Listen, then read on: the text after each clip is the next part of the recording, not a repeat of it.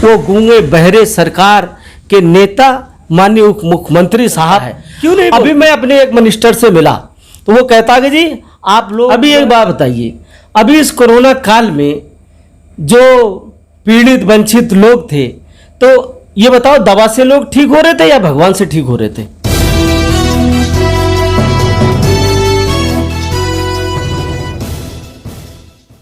तो दोस्तों नमस्कार, मैं हूं संजय महाई। जैसा कि आप जानते थे कि कई दिनों से सोशल मीडिया पर ट्रेंड कर रहा है कि एक अभिनेत्री को जब मंदिर में दर्शन कर ले जाती है तो उसे धक्का मार के उन्हें भगा दिया जाता है और बहुत बदतमीजी किया जाता है। तो उसी पर हम आज चर्चा करने आए हैं।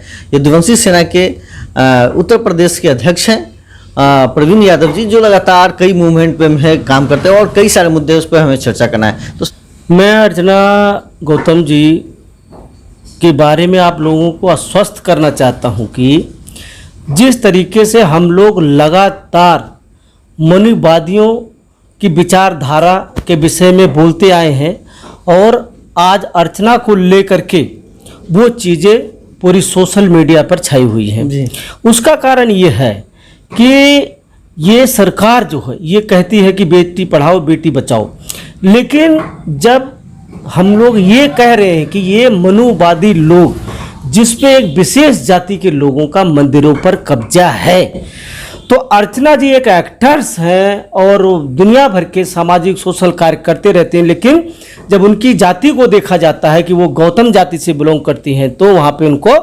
धक्का मार दिया जाता है।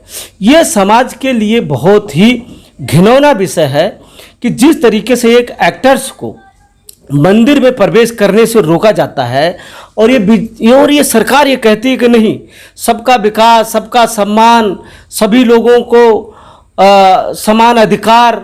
और मोदी साहब कहते हैं कि अभी देखिए, आप उनकी बातों को देखिए, अभी वो बोल रहे थे कि भाई अगर महिलाओं को कोई भी टीका टिप्पणी करता है तो मुझे बहुत हार्ड फील होता है, मुझे बहुत दुख होता है।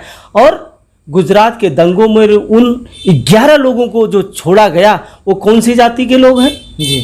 वो कौन सी जाति के लोग हैं? आप लोगों को बेहतर ज्यादा पता है। बिल्किस कहने की बात कर रहे हैं। बिल्कुल जी। बिल्किस बानो के साथ जो कुकृत हुआ और उनके साथ जो गैंग रेप हुआ, उन 11 लोगों को मोदी साहब ये बोल रहे हैं कि भाई महिलाओं के ऊपर अत्याचार, अन्याय तो दूर की बात, अगर उनके बारे में कोई अगर टीका टिप्पणी करता तो उसको मुझे बहुत बुरा लगता है, लेकिन बिल्किस बानो की हत्या कर दी जाती है और उन 11 लोगों को छोड़ दिया जाता है। तो ये क्या है? ये मनुवादी लोगों की विचारधारा है। मनुवादी लोग जब तक सत्ता में काबिज रहेंगे तब तक SC, ST, माइनॉरिटी और OBC लोगों को जगह नहीं मिलेगी। अगर जगह मिलेगी भी तो उन्हें केवल एक स्टैचू की तरह बैठा दिया जाएगा कि आप यहाँ पे बैठ गए हो, लेकिन आपको बोलने का अधिकार नहीं है, आपको समझाने का अधिकार नहीं है। आप जब इस RSS के लोग जब वो देखते हैं कि अब हमें OBC का वोट लेना है, दलितों का वोट लेना है, तो वो क्या करते हैं? राष्ट्रीय कार्यकारिणी में कैबिनेट मिनिस्टर एक ऐसा बना देंगे, फिर वो क्या करेगा? मिनिस्टर अपने समाज में जाएगा कि मोदी साहब ने, RSS ने मुझे तो इतने बड़े पद पे दे दिया, आप हमारी बात करो, हमें सत्ता में लाओ, आप लोगों के अधिकार की बात, क्षमता की बात, राजनीतिक हिस्सेदारी, सामाजिक हिस्सेदारी, उनसे दूर नहीं रखा जाएगा। जब भी आपकी जरूरत पड़ेगी हम आपके कंधे से कंधा और कदम से कदम मिलाकर खड़े मिलेंगे। लेकिन होता क्या है, जब वो सत्ता में पहुंच जाता है तो वो भी सामंतवादी विचारधारा के तहत ही चलता है। अभी मैं अपने एक मिनिस्टर से मिला तो वो कहता कि जी आप लोग जो है कर रहे हो, बढ़िया कर रहे हो, आप लोग बेटी पढ़ाओ बचाओ, दहेज मत लो, दहेज मत दो, सोशल वर्क करते रहो, लेकिन सामाजिक और राजनीतिक हिस्सेदारी मत मांगिए। क्यों? जिस दिन सामाजिक और राजनीतिक हिस्सेदारी हम लोग मांगने लगेंगे तो उस दिन उसकी जो है दाल खटाई में चली जाएगी और वो बाइकाट हो जाएगा। तो इसलिए मैं कहना चाहता हूँ, जो दलित समाज के नेता है, वो भी समाज के नेता है, माइनॉरिटी के नेता हैं, वो जो है सत्ता में जब काबिज हो जाते हैं, अपना घर परिवार पोषण करने के लिए, खुद मलाई काटने के लिए, उस जाति के लिए अभिशाप है। इसलिए मैं कहना चाहता हूँ कि उन समाज के नेताओं का भी बहिष्कार यदुवंशी महासभा करती रहेगी। जब तक वो अपने समाज के लिए मुखर होके नहीं बोलेंगे। जैसे आपने देखा होगा कि हमारे उप मुख्यमंत्री साहब उत्तर प्रदेश के, उनकी जाति के साथ जिस तरीके से उस बहन के साथ गैंग रेप होता है, विधायक गैंग रेप करता है और वो उस महिला डेथ हो जाती है, उस बहन की मृत्यु हो जाती है, उसके भाई को ये सच्चो जो है पीट पीट के मार देता है थाने के अंदर। वकील और उसकी माँ जब वो कोर्ट के लिए जाते हैं तो उनको रास्ते में नंबर प्लेट से बदली हुई ट्रक से उनको कुचल कर मार दिया जाता है। लेकिन वो गूंगे बहरे सरकार के नेता माननीय उप मुख्यमंत्री साहब क्यों नहीं बोलते? उत्तर प्रदेश में अगर आप ओबीसी से आते, ओबीसी के नहीं बोल पाते तो कम से कम अपने समाज के लिए तो बोलो, अपने समाज की आवाज़ तो बनो, लेकिन आप वो भी नहीं कर सकते। तो आप एक बात बताइए, किस तरीके से ये समाज आगे बढ़ेगा?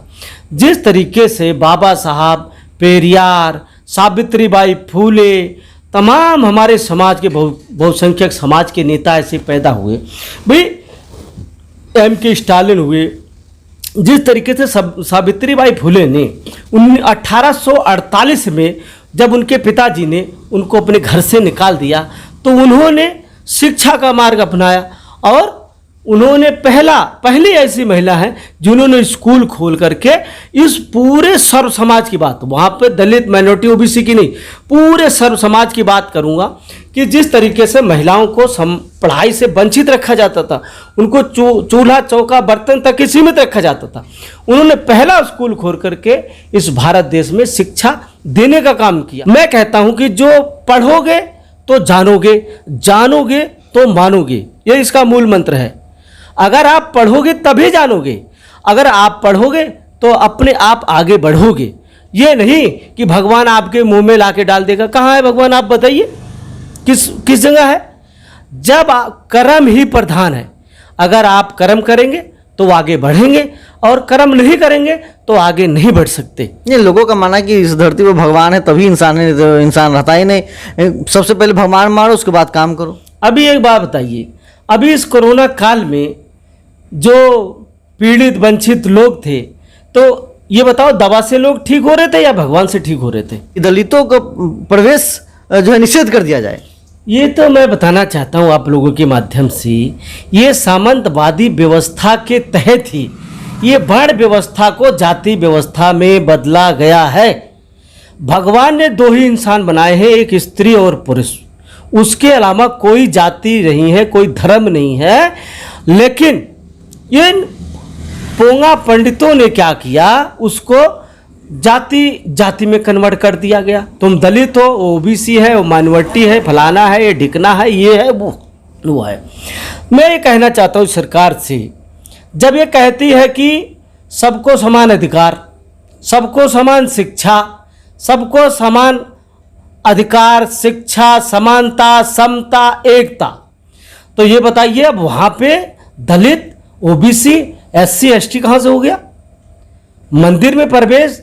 इसीलिए मैं M.K. स्टालिन को धन्यवाद करना चाहता हूं कि उन्होंने कहा कि जो उसके योग्य होगा वो मंदिर में जाएगा, जो जिसके योग्य होगा वो उस संस्था को ऑर्गेनाइज करेगा। बहुजन नेता को कहना है कि उसको जो मारा, उसको जो भगाया वहाँ से, उसने अच्छा किया, क्योंकि उसको सीख मिलेगी। जब जहाँ जिस मंदिर में राष्ट्रपति को जाने पर जो है गौमूत्र साफ किया जाता है, हम का बात करें तो जब अखिलेश यादव थे तो वो जब समय उस सीट पर बैठे थे, जब योगी जी आए तो उसको भी मूत्र से साफ किया गया। हाँ जी, यही तो बात है। माननीय अखिलेश यादव जी जब मुख्यमंत्री रहे तो अपने आप को सवर्ण बनने लग गए थे वो, और एक एक दिन में उन्हीं सवर्णों को 6-6 ठेके दे रहे थे, ले जाओ तुम लूटपाट करो।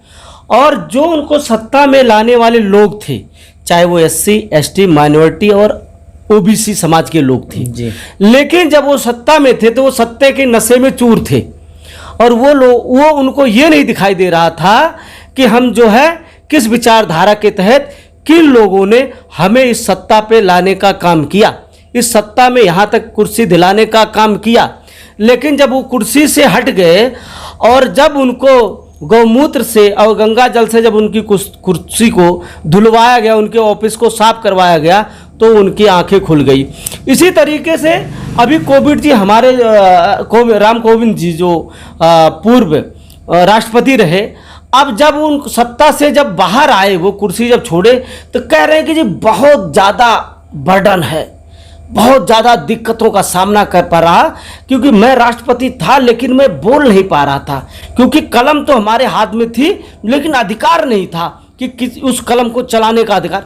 अरे भाई एक बात बताओ, जब आप उस सत्ता में बैठे, जब मलाई काट रहे थे, सुख सुविधाएं ले रहे थे, तब आपको समाज का ध्यान नहीं आया। जब आपका सत्ता से दूर हुए तो आप कहते हो कि बहुत बर्डन था, बहुत परेशानियां थी। तो जब उस समय आप क्यों नहीं बोले?